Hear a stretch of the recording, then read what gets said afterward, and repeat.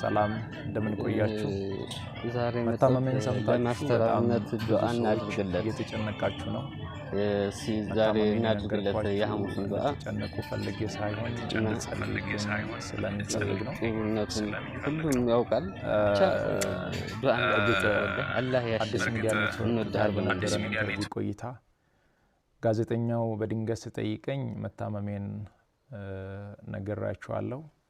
አሁንም ቢሆን ሁላችሁም በየእምነታችሁ እንድትጸልዩልኝ እፈልጋለሁ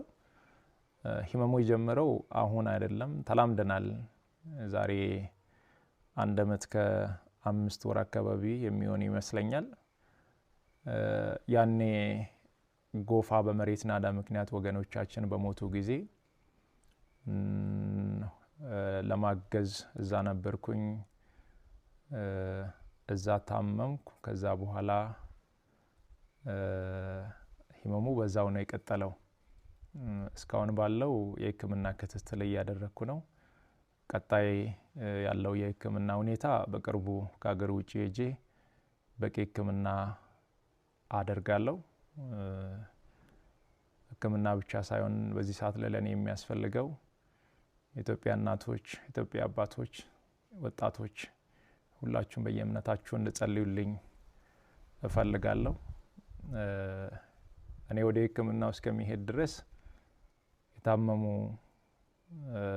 አልጋ ላይ ያሉ ወገኖችን ያሳከመን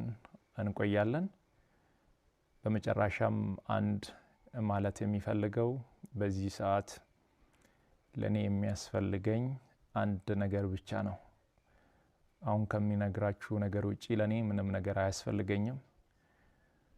ሁላችሁም በየእምነታችሁ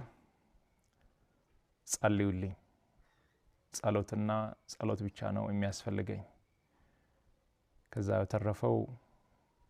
እግዚአብሔር ሁሉን ይችላል አመሰግናለሁ